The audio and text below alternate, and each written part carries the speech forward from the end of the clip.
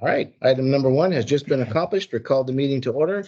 Item number 2 is to receive comments from the public, and we do have a couple of comments from the public. Mr. Dodd? Here, I guess. Yes, sir. Sir. Good afternoon, everyone. My name is Chris Dodd. I'm a longtime resident of Mud 39. I've been in the neighborhood 23 years, Ted, I think.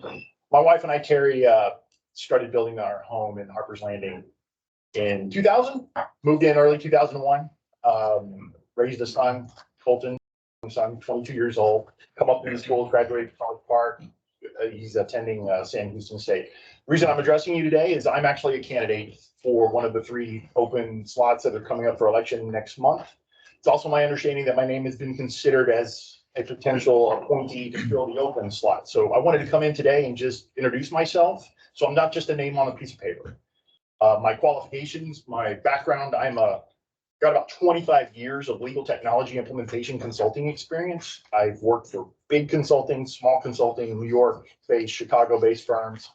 I'm currently the managing director, principal consultant for a firm called Qualitas Consulting that I helped found 3 years ago, Midwest-based. We specialize in helping corporate legal departments do what they do, but do better.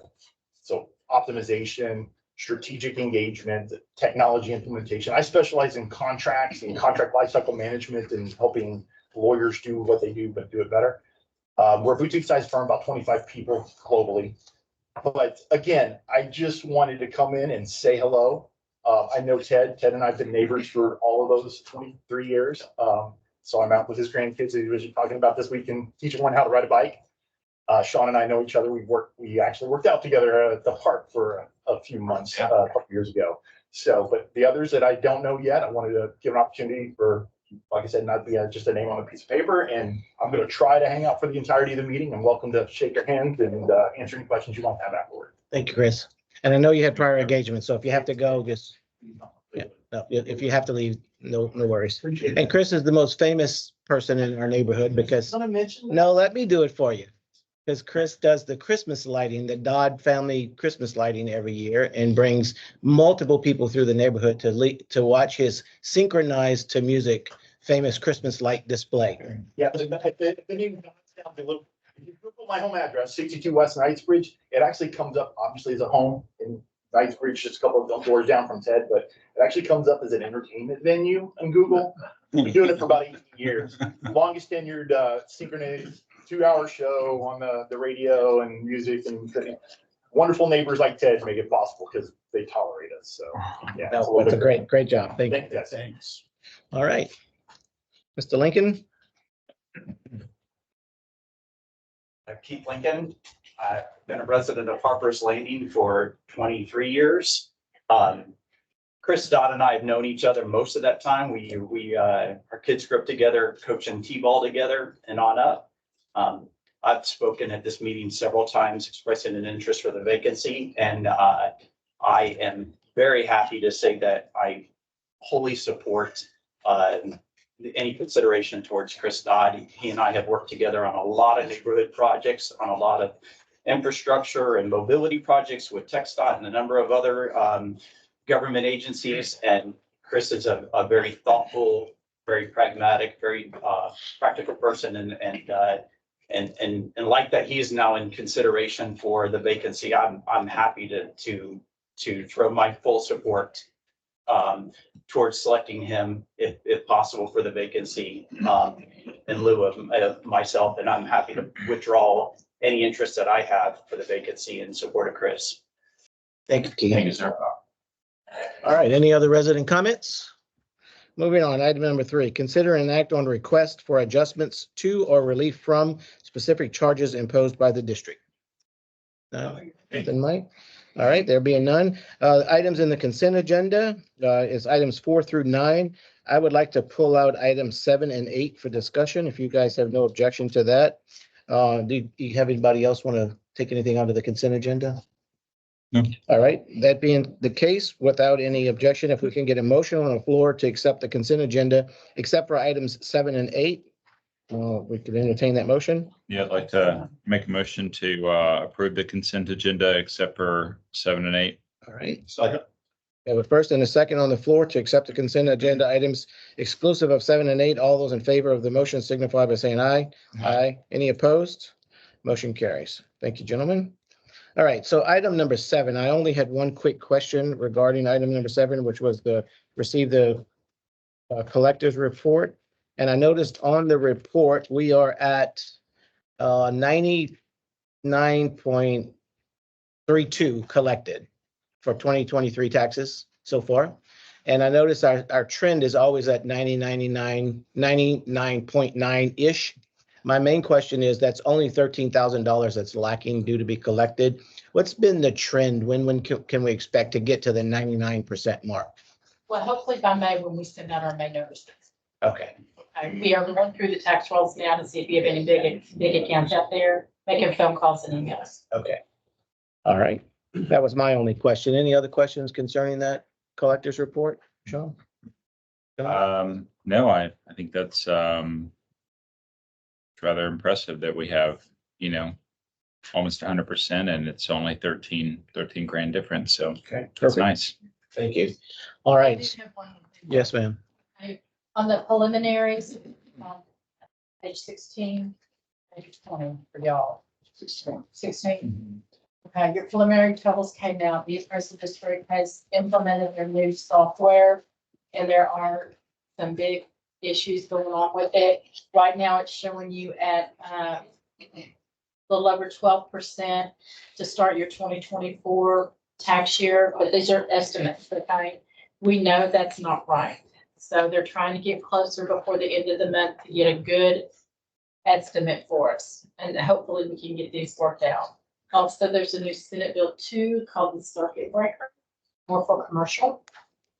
You get a 20% credit on commercial property.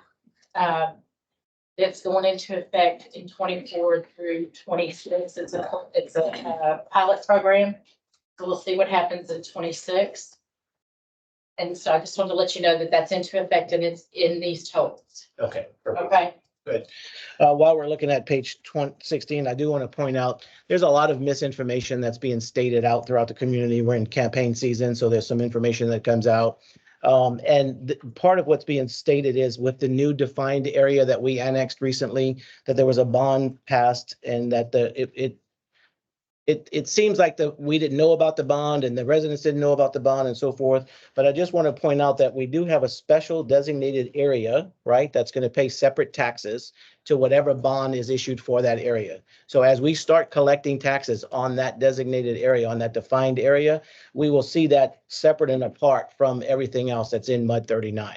So only the residents and or commercial owners that are in that area paying that tax will pay the tax to pay off those bonds. It's not an obligation of the entire MUD 39. So I just want to make that clear for the residents because again, there's some misinformation out there and it's not being presented in the right light. So I want to clear that up. Anything that's in that defined area for the most part stays in that defined area. And right, and there's nothing on the ground yet for the most part. Defined area itself will ultimately sell bonds when there's sufficient value to support it. And that defined area will levy a debt service tax rate that is in addition to what the current district levies. So the residents of that area will pay for that infrastructure plus the district's current tax rate. And that's what they will be. But you will ultimately see two separate cash flows when it's tax rate time. One for any district debt service, and then one for the defined area debt service. So they're kept separately. Perfect. And just to add to that, expand on that, as we talked about, y'all will recall when the district was originally considering whether to do a defined area, what you considered for the benefit of your current residents was what a defined area could do for the people who already live in the district. And the benefit to the people who already live in the district is that the rest of the district gets the benefit of that defined area value. And so it allows for the tax rate for both debt service and maintenance tax to go down more quickly for the remainder of the district that's not in the defined area. Because otherwise you could have said, no, thank you to the annexation. Development company could have gone and added the property to a different district, created a separate district, did whatever they wanted to do. But this board made the decision to annex the property and add it to the district in order to benefit the current residents of MUD 39 by having value that would help to reduce their tax rates. Just as a reminder. Yeah, and I think most of us recall that, but again, there's information that's being disseminated out to the public that is contrary to that. Yep. And so just to recap for what Brian's saying is, once there is infrastructure in the new area and there's value added there, the tax collecting on that value will assist with us, maybe possibly lowering our taxes sometime in the future. So that was the main reason this board chose to annex that property. All right. Any other comments or questions on that? I just wanted to make sure we were clear on all that. No, I think it's good. And it's always, nice to be reminded of the facts. And there's a lot of things we talk about. I mean, just in 2 years, we've gone over a lot of iterations of various projects. So it's nice, and saw the new map. So nice to see everything's like, See us going in the Yeah. right direction. yeah. All right. So with that, we will need a motion to entertain to accept the tax collector's report because we excluded it from the consent agenda. So if we can get a motion and a So second. move. All right. We have a motion and a second on the floor to accept the tax report as presented. All those in favor signify by saying aye. Aye. Any opposed? All right, motion carries. Thank you, gentlemen. Item number 8, I only had one quick question about this resolution, and basically what this is just us adopting a policy to be able to collect delinquent taxes. Got why. So- I have excluded it from the consent agenda. So the purpose of this is you already have a contract with your delinquent tax collector for the collection taxes, which they don't have much work to do in this district as Jeannie does such a great job with collections. But to the extent that there are, the amount that's paid to the delinquent tax collections attorney is set by statute not to exceed 20%. And it's standard that it's a contingency basis. So they only get paid if they collect. And this is Purdue Brandon, that's your tax assessor, delinquent tax collections attorney. What this statute allows for districts to do is once taxes are still delinquent as of July 1st, it allows for the district to pass on the fee that the district has to pay for collections, that contingency fee of 20%, to the delinquent taxpayer. So he who is delinquent pays. So they're essentially paying the delinquent tax attorney fees to get their collections. And so that way, instead of the district only getting 80% of the collections, you're able to get 100% of the collections. It doesn't ultimately end up in more revenue to the district. It basically puts the burden on the delinquent taxpayer to pay the delinquent tax attorney fee. Or it also takes the burden off of the other residents who are Exactly. good payers, right? I don't want to hurt everyone for one person not paying their bill. So good. And Brian, my main question was, is this any significant change from what it's been in the past? So it's an annual housekeeping item is what we call these annual administrative items. We have to adopt it each year because it attaches to each year's tax levy. Okay. All right, thank you. All right, so with that, we do need a motion and a second to consider and act on the adoption of the resolution. So if I can get a motion in a second. Be approved. All right. Second. Second, Sean, thank you. All right, we have a motion and a second on the floor to accept to act upon the adoption of the resolution. All those in favor signify by saying aye. Aye. Any opposed? Motion carries. Thank you, gentlemen. All right, moving on to the regular agenda item. This is the item to the appointment of the vacant seat. I would like to move this down the agenda till we can get past some of the other items. So if you have no objection to that, I'd like to move that to item between items 22 and 23. Fine. Okay. All right. So moving on, item number 11, receive the monthly SJRA Woodlands Division report, including updates on operations, projects, and public outreach, pages 19 through 39. Chris, is that you? So start on page 19, nothing out of the ordinary, no violations. I will bring up in your district that at the intersection of South Trade Center and Roberts Lane, that ongoing construction's got at least another 2 months to go. You see any problems, have any problems, construction, whatever in that area, just let me know and we'll take it from there. Yes, sir. Yes, sir. Thank you. So I did have a question. Still trying to learn some of my bearings on water and what things look like and what they're called. But in the area where it seems like water would be collected, they've kind of graded to like this square thing. And there's kind of a black mat that's been over it. I assume once they're done and, grass grows and erosion is not an issue, that'll be taken off and allow the water to be collected in the various spots. There was always one on, I'm not good with, but yeah, so. Yeah, it's just silt protection right now, so we don't fill up the drainage ditch and everything else, the culverts with silt. So water can still get through, it's just a lot slower. Okay. So yeah, we'll take a look at it, make sure. So if it's raining or something, you see it puddling up, just let us know. We'll take care of it. Awesome. Well, I appreciate it. Thanks for the transparency. Well, thank you for bringing that up because I did have questions. I had called Eric about the completion of that project. So thank you for giving us the update on that. All right, moving on to item number 12, discuss potential funding alternatives related to the SGRA, the Woodlands Division proposed infrastructure projects. And that was the item that we talked about last month. We kept it on the agenda. It's been a month. You've had to kind of think about things. I received a few comments here and there from different directors across the Woodlands. Nothing earth shattering, just maybe opinions or different ideas. But had it on the agenda to be able to discuss if needed. No action today. On that one, I did want to just kind of clarify a couple things, or really just one piece. The major infrastructure project is the piping and the water treatment plant. There's a lot of information about that, right? It's fantastic that everyone is learning about it. There's a lot of research goes in. Correct me if I'm wrong, but nothing has been approved to do that $750 million project. It is very much still in research. We've spent a little bit of money to hire an additional consultant to do more research on if the piping is still good, what's the longevity of the piping, do we need every piece at the treatment plant replaced, what is the maybe the a la carte or the overall cost of everything, but there's been nothing finalized that this is absolutely going through at $1 billion or $750 million, correct? Right. No construction project has been authorized. Perfect. Thank you.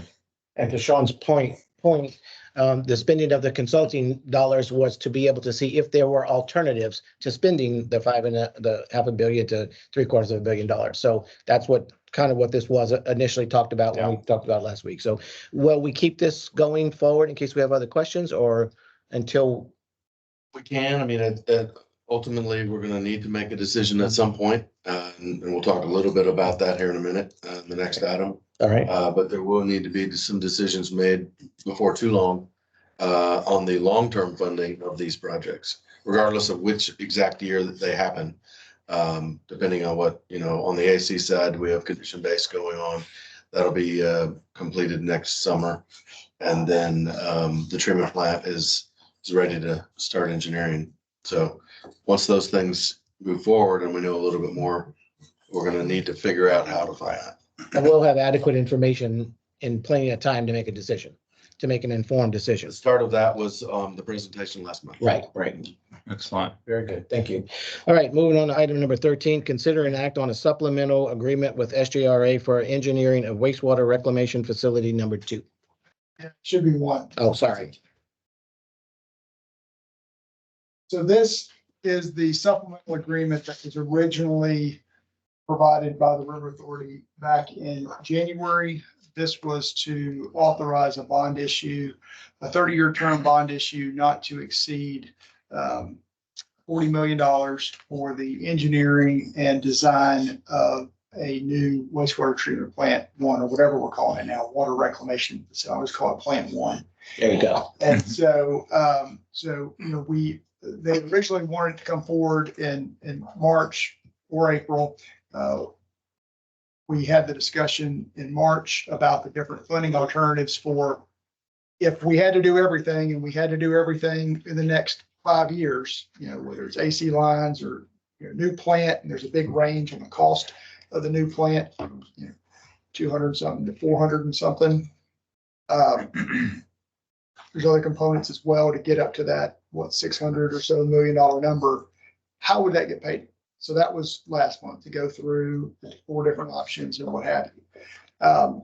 So now that we've gone through that process, the supplemental agreement is back on for discussion and consideration by boards. So what I've been telling all of the boards thus far, telling them the same thing, is that in order to be in a position to consider taking a vote on the supplemental agreement, you have to have come to the conclusion that a new plant is necessary. Now, there's been some discussion about, do we still do this new MPR technology, or do we maybe do conventional?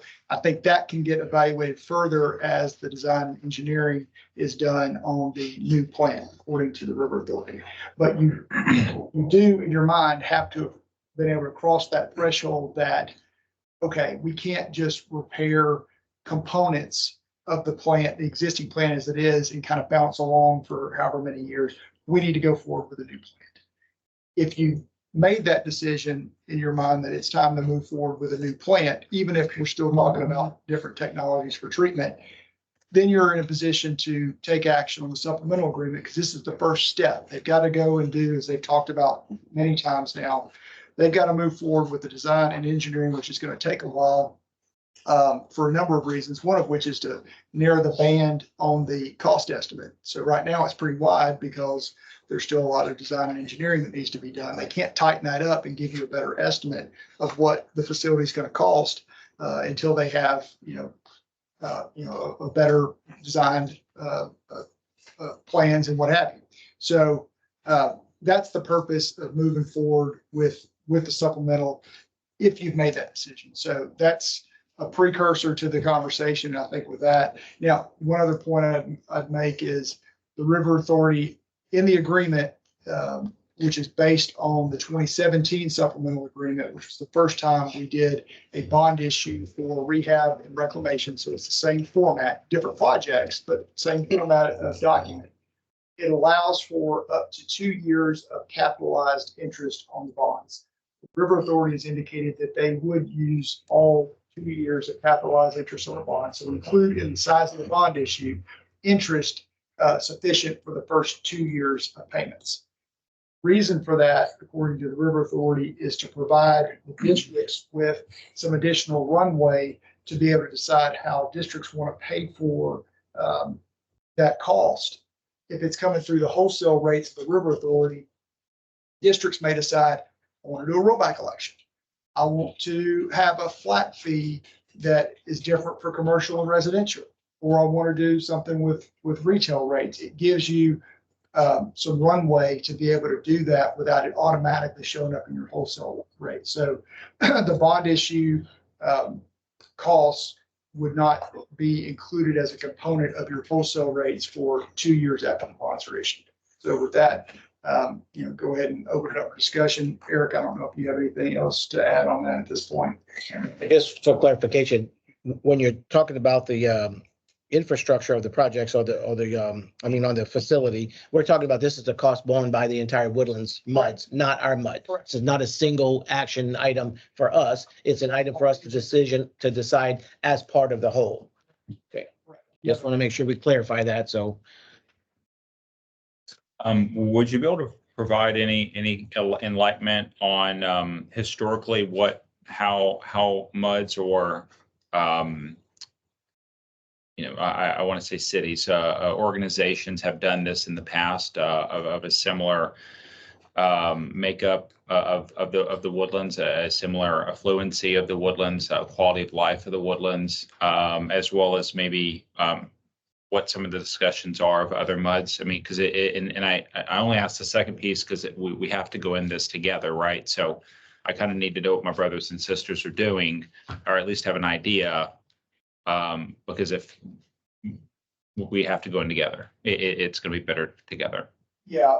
To your first question, the Woodlands is a bit unique in a good way in how it's been designed. It's been designed to be very efficient from a special purpose district perspective. I think we've talked about before, MUDs are typically, 500-600 acres you've got 28,000 acres in the woodlands and you've got 11 muds, including Creekside. So do the math there.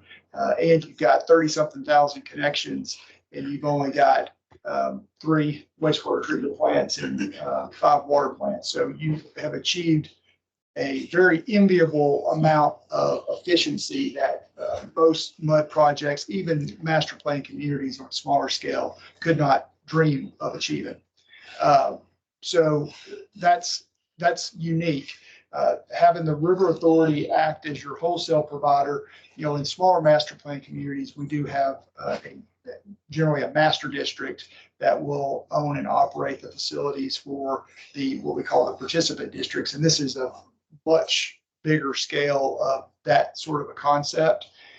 Generally, both the new infrastructure and major rehab are paid for by the districts with their own separate property tax bonds, but it's on a much smaller scale. So part of the efficiency of the woodlands has been, instead of having, as we talked about with option 4 last month, instead of having 10 plus muds go out and issue bond issues that are going to have all their own issuance costs and a lot of expenses that residents will bear that won't really go to moving dirt. Part of the efficiency of the woodlands is by utilizing the River Authority, they can issue bonds on behalf of all the districts and dramatically reduce the issuance costs associated with the bonds. And that ultimately saves customers and taxpayers a lot of money. So that is unique. So we're in a much smaller master plan community. You would have the individual muds issuing bonds for the rehab. Here, you've got the ability to save significantly on issuance costs by having the River Authority issue revenue bonds. And then you've got the flexibility as a district to pay for that either through property taxes, as we talked about, with possible rollback tax, or not rollback tax if you don't have, if you're not considered a developed district. Or you can pass it through your rates. So you've got more flexibility than a typical mud would, and you have an opportunity for a lot more efficiencies than a typical. So that's question 2 about what other districts are doing. We've had 5 boards who are halfway through. 4 districts have approved the supplemental agreement. 1 district, MUD 47, last night deferred.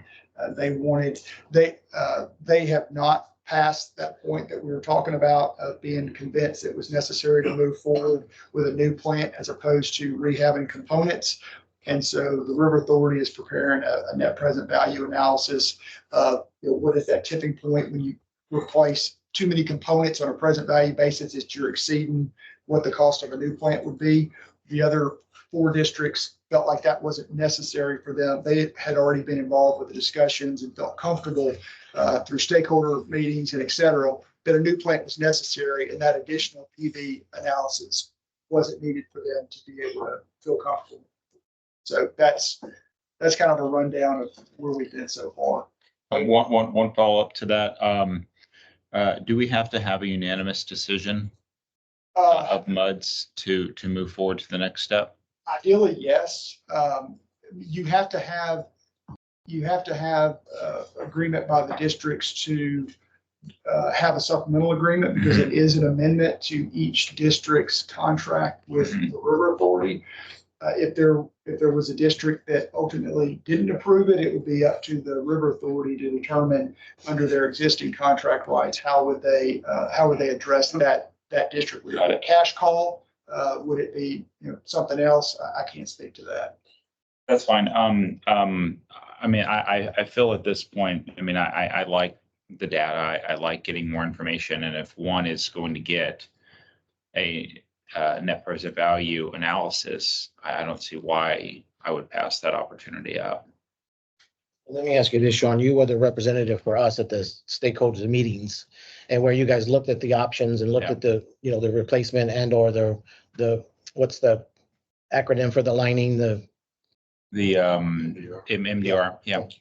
So what was your take at that time? What was the consensus and what did you walk away from that with? What was the idea of how should we go about approaching this? Was it a replacement or was it just the MDR?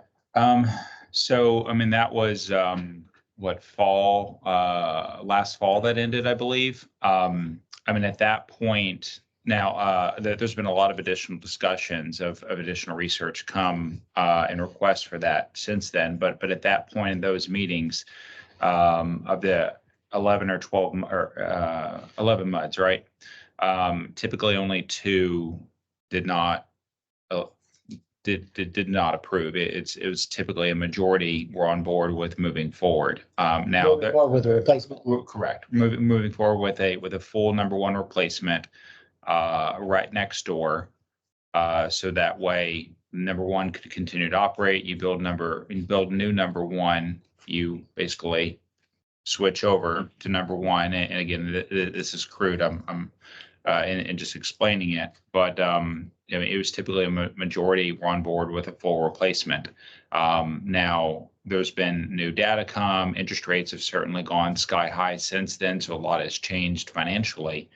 And I have a good idea who's asking for net present value, because that was the one person always asking for net present value in every single one of those meetings.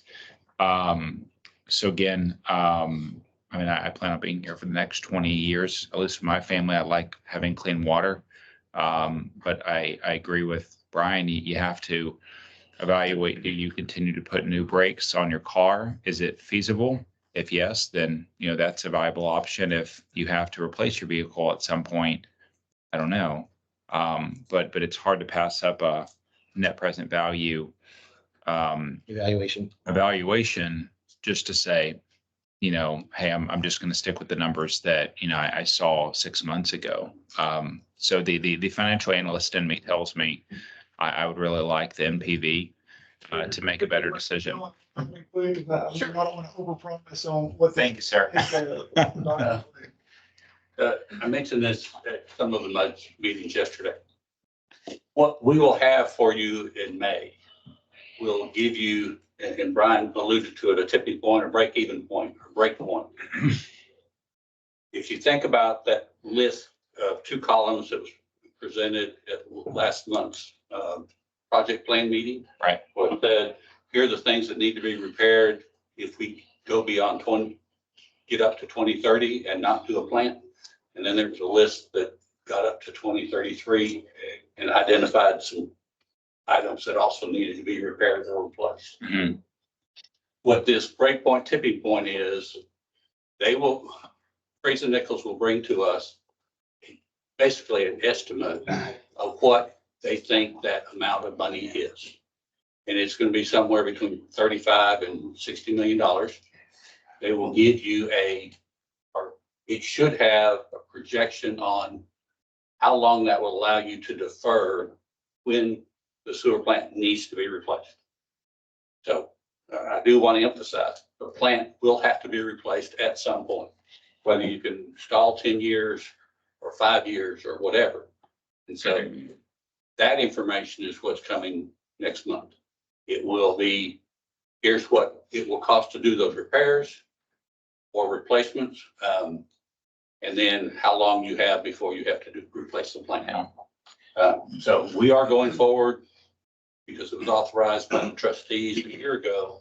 We're going forward with land acquisition, which is adjacent to the plant. So on that topic, have you all reached out to the property owners yet? Or you have? We're making progress talking to the property owner. Okay, so that is moving forward in a positive manner. It's moving forward. We don't have right of entry yet on the property to get surveys and appraisals and evaluations yet, but we have made contact with all the property. Okay. Brian, in your comments earlier, did you mention kind of a deadline for us to make a decision based on what's out there today? I wouldn't say that there's a deadline. I think the River Authority, Fraser Nichols, David, who was at the trust board meeting last week, did throw out a metric at like $1 million a month Of escalation costs. And that was based on a plant cost of around 300 million and a 1.5 or 5% inflation rate, something like that, to come up with that number. So for what that's worth. Now, of course, there's going to be, if you issue bonds, there's going to be an interest rate. I would assume that rate's going to be lower than the 4.5 to 5% inflation rate you're talking about. 'Cause It's also a very low inflation rate, given what we're currently undergoing in our country. So there's a cost. Okay. So there is a cost, and it was my understanding that when all this was already done, we pretty much all decided how we would go forward with that. And now we're just looking to do a supplemental agreement based on that. And now seems like we're getting some pushback from that. So I guess my main question is, if we were to defer till May, could we still make the right decision at that time based on the new information and based on whatever the net present value evaluations come in at, and still be okay with providing the river authority with what they need to? That's y'all's decision. Okay. Are you okay with that? Waiting until May. Till May. I'm okay waiting until May to have all the information and to do the best possible answer I can for the residents. You're okay with that? Okay. Then I would suggest we defer till May if we're okay. Okay. But I guess with the understanding that in May, we're gonna have to make a decision one way or the other. It seems like at this point is what you're kind of advising. To the board. Gotcha. Okay. We'll defer till next month. Okay.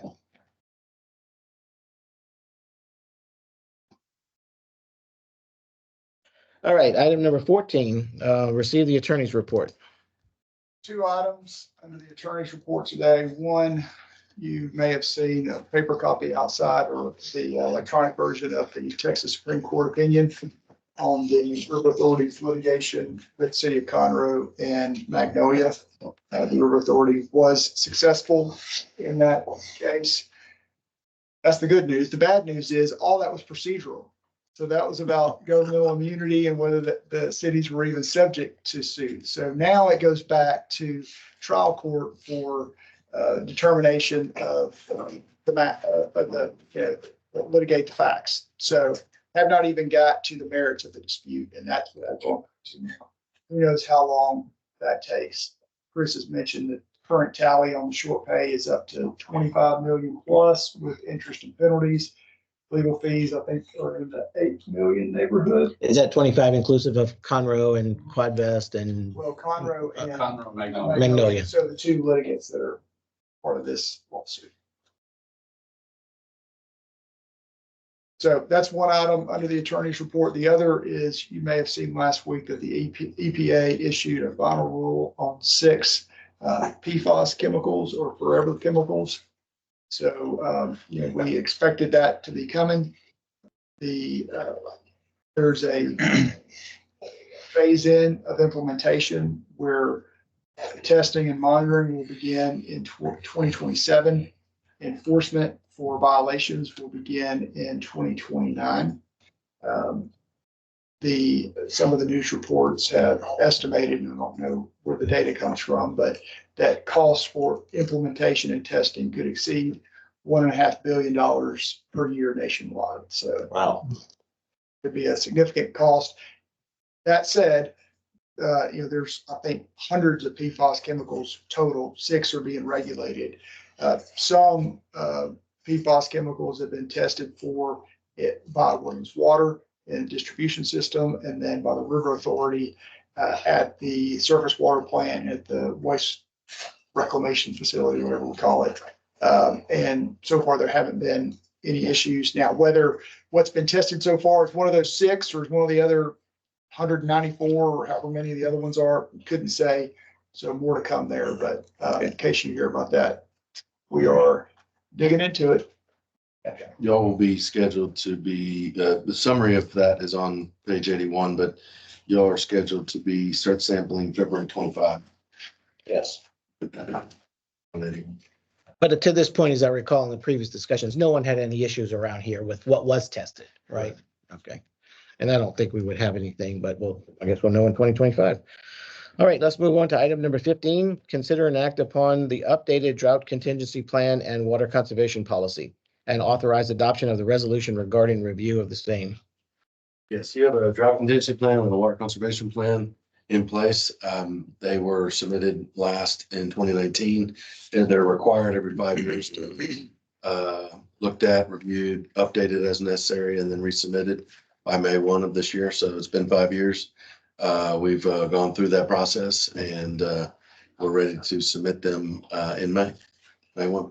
And based on what we've experienced, we haven't had any issues because our plan seems to be parameters seem to be based well enough that we haven't had any issues. I remember I called you about that in the summertime last year and The drought contingency plan triggers have not changed. We did make some changes to the water conservation plan regarding, if you recall, back in 2019, last time we submitted this, AMI meters, we didn't have AMI meters. So we have that in place now. That's been updated within the water conservation plan, as well as our public outreach efforts and what we're doing on that front to help with water conservation. So that's been updated. so then we need to approve this update. Yes. All right, so we need to entertain a motion and a second to approve the update of the contingency plan. I'll move we approved. Okay, we have a motion on the second on the floor. All those in favor of the accepting the policy signify by saying aye. Aye. Any opposed? Motion carries. All right, item number 16, consider approval of the utility development agreement, water sewage drainage with the Woodlands Land Development Company for development of the defined area. And those are on pages 42 through 78. And if you tried to read through that. We're gonna put it until after item 22 as well. Right, so we're going to defer, so we have discussion on that. So moving on to item number 17, consider an act on the tie-in to the district ditch from the RV park in Glen Eagles neighborhood. Mike, Eric? Yes, so my understanding is the developer has done some further investigation into their responsibilities as it pertains to TxDOT and TxDOT's oversight of that facility. TxDOT's come back and said, we think you're okay, but we need a release, basically a release.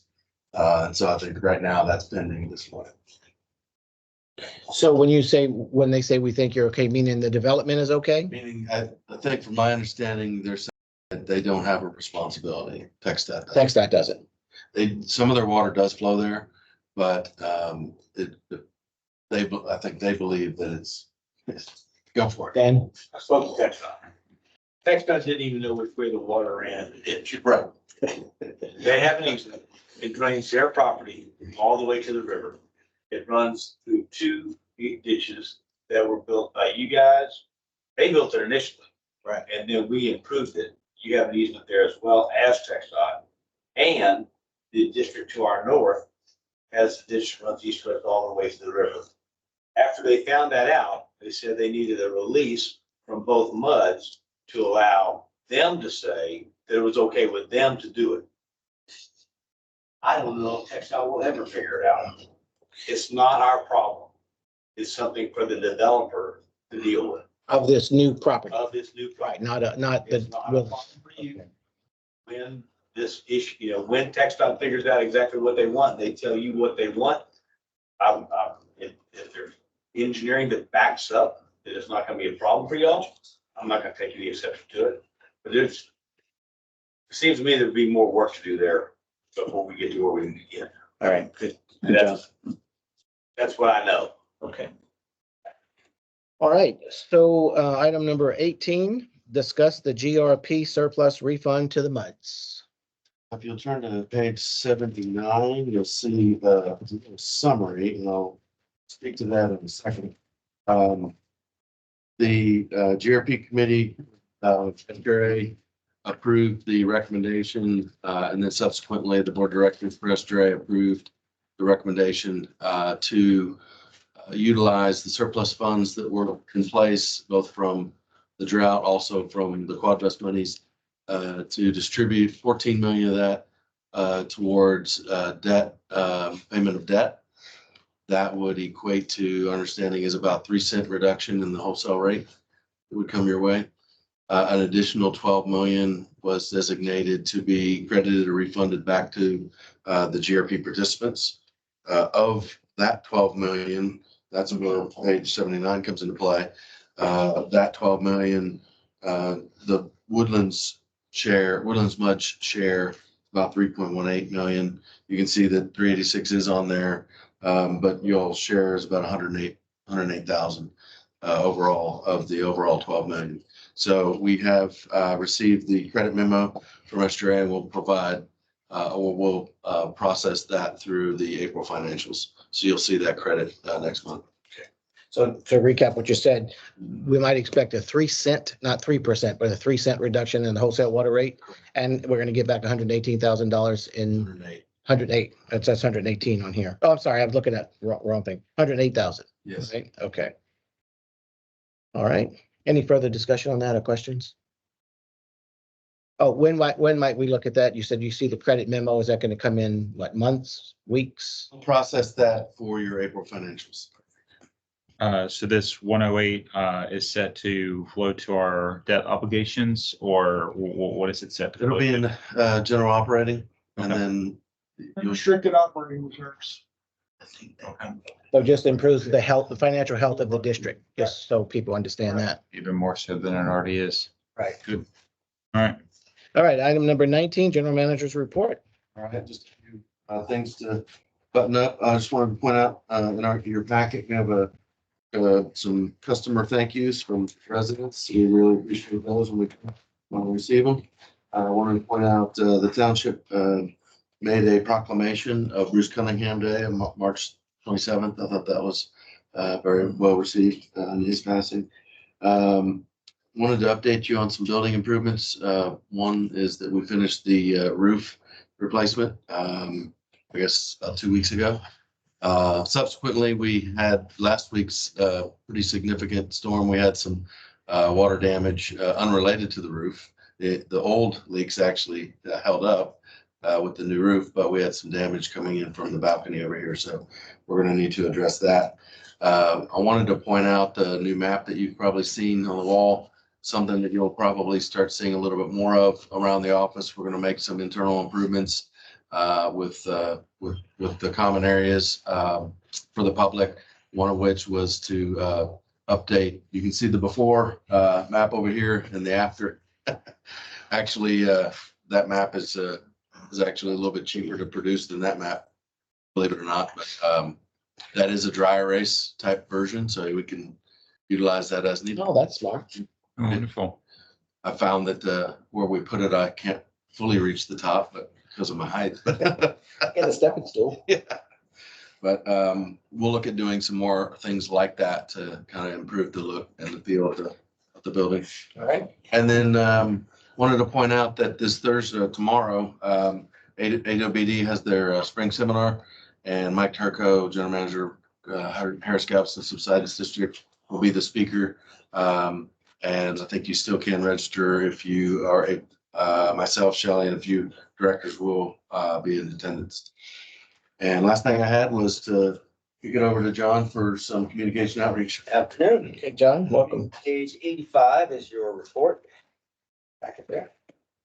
Just want to touch on a couple things within the report.